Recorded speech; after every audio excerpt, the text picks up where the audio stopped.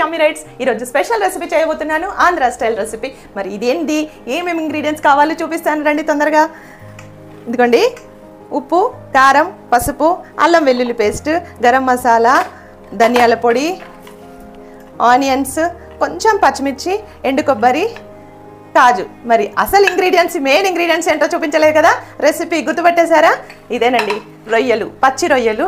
Famous recipe పచ్చి రొయ్యలు, eggs, boil చేసి పెట్టుకున్న ఎగ్స్, అందులో మునక్కాడ కూడా యాడ్ చేస్తున్న. ఈ మూడు కలిపి స్పెషల్ టేస్టీ డిష్ అయితే రెడీ చేయబోతున్నాను. మరి ఆలస్యం ఎందుకు, వెంటనే రెసిపీ స్టార్ట్ చేసేద్దామా? పదండి. మరి ఫస్ట్ ఏం చేద్దామంటే ఆనియన్స్ని కట్ చేసి కచ్చాపచ్చ ఒక్కసారి మిక్సీ పట్టేసుకుందాం. అలాగే ఈ ఎండు కొబ్బరి, కాజు రెండు కలిపి పేస్ట్ చేసి పెట్టుకుందాము. పచ్చిమిర్చి అలాగే జస్ట్ కట్ చేసి వేద్దాము. బాయిల్ చేసిన ఎగ్స్ బాయిల్ చేసి పెట్టుకున్నాం కదా, దానికి లైట్గా ఇట్లా కాటులాగా పెట్టేసుకుందాం.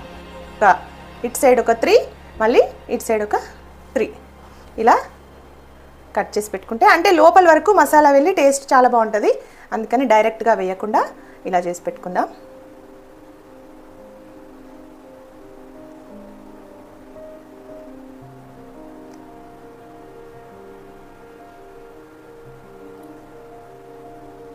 స్టవ్ వెలిగించుకొని కడాయి పెట్టేసుకొని ఆయిల్ వేసేసుకుందాం. ఇందులో ఒక 2-3 స్పూన్స్ ఆయిల్ అయితే సరిపోతుంది. ఆయిల్ వేడెక్కేలోపు మనం ఆనియన్ మిక్సీ పట్టేసుకొని వద్దాము.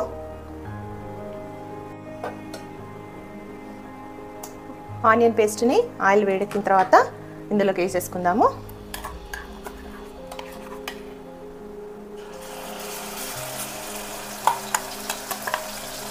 కట్ చేసి కూడా వేసుకోవచ్చు, ఈజీ ప్రాసెస్. అంటే ఇంకా ఇలాగా లైట్గా మిక్సీ పట్టేస్తే మనం ఫైన్ చాప్ చేసినట్టుగా అవుతుంది.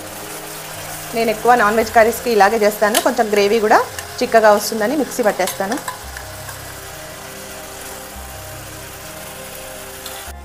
కొంచెం పసుపు, కొంచెం ఉప్పు,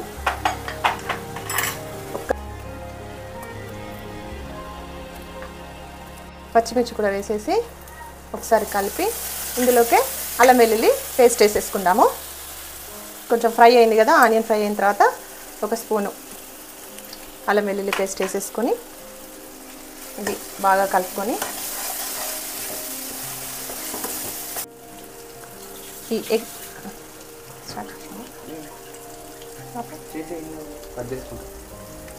ఈ కట్ చేసి పెట్టుకున్న ఎగ్స్ ఉన్నాయి కదా, ఇలా ఆయిల్లో వేసేసుకుందాము.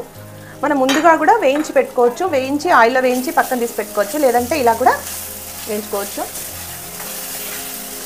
ఇంకా నేను సపరేట్గా వేయించాల్సిన అవసరం లేదని ఇలా వేయించుకున్నది. కొద్దిగా ఆయిల్లో ఫ్రై అయిన తర్వాత మునక్కాడ, రొయ్యలు అన్నీ వేసేసుకుందాము. ఈ ఎగ్స్ కొంచెం ఫ్రై అయిన తర్వాత మనం కట్ చేసి పెట్టుకున్న మునక్కాడలు కూడా ఇందులోకి వేసుకుందాం.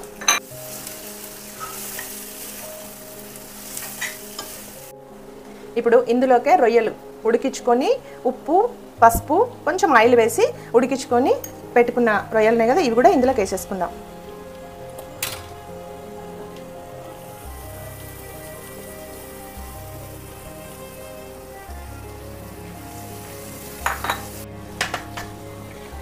ఇప్పుడు దీంట్లోకి కారం, కర్రీకి సరిపడినంత కారం వేసేసుకుందాం. మనం 2-3 పచ్చిమిర్చి చేసినాం కాబట్టి 2 స్పూన్ల కారం, 1 స్పూను ఉప్పు, 1/4 టీ స్పూను పసుపు వేసేసి ఇది ఒక 2 మినిట్స్ కలిపేసుకోవాలి. కారం అంతా కొంచెం ఆయిల్లో ఫ్రై అయిన తర్వాత అప్పుడు మనం మిక్సీ పట్టుకున్న కొబ్బరి పేస్ట్ వేసేసి వాటర్ వేసేసుకుందాం.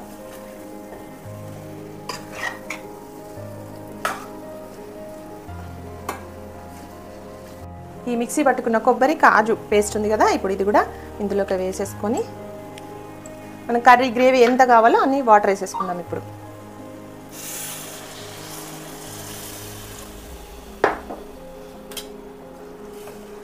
వాటర్ వేసేసుకొని ఒకసారి కలుపుకొని ఇందులో గరం మసాలా పొడి ఉంది కదా, అది కూడా ఇప్పుడే వేసేసుకుందాం. ఇందులో ఇప్పుడు గరం మసాలా పొడి 1 టీ స్పూన్ గరం మసాలా పొడి, 1 టీ స్పూన్ ధనియా పొడి, వేసేసుకొని మూత పెట్టేసుకొని ఒక 5 మినిట్స్ ఉడికించుకుందాం. ఈ 5 to 7 మినిట్స్ అయింది. కర్రీ అంతా ఉడికిపోయింది. మనకు గ్రేవీ చిక్కదనం చూసుకొని ఎంతైతే గ్రేవీ కావాలో అలా ఉంచుకొని మనం స్టవ్ ఆపేసుకోవాలి. ఆపేసిన తర్వాత కూడా కొంచెం చిక్కబడుతుంది కాబట్టి ఇలా వస్తే సరిపోతుంది. మునక్కాడలు గుడ్లు అన్నీ ఫ్రై అయిపోయినాయి, ఉడికిపోయినాయి కదా. ఈ లాస్ట్లో మనం వేయాల్సింది ఏంటిది, కొత్తిమీర వేసేసి చివరిగా స్టవ్ ఆపేసేసుకుందాము. ఎంత కొత్తిమీర వేస్తే అంత టేస్టీ వస్తుంది కర్రీ. అయిపోయింది, కర్రీ అయిపోయింది. స్టవ్ ఆపేసేసుకొని ఒక 5 మినిట్స్ తర్వాత మనం సర్వింగ్ బౌల్లోకి తీసేసుకుందాం. టేస్ట్ కూడా చూసేద్దాం. మరి వేడివేడి రొయ్యలు, మునక్కాడ, eggs super combination. Boiled egg తినని వాళ్ళు రొయ్యలు తినచ్చు. మునక్కాడ ఇష్టం ఉన్న వాళ్ళు ఈ పుల్లగా టేస్ట్ ఇంక్లూడ్ అయ్యి ఇంకా టేస్ట్ బాగుంటుంది.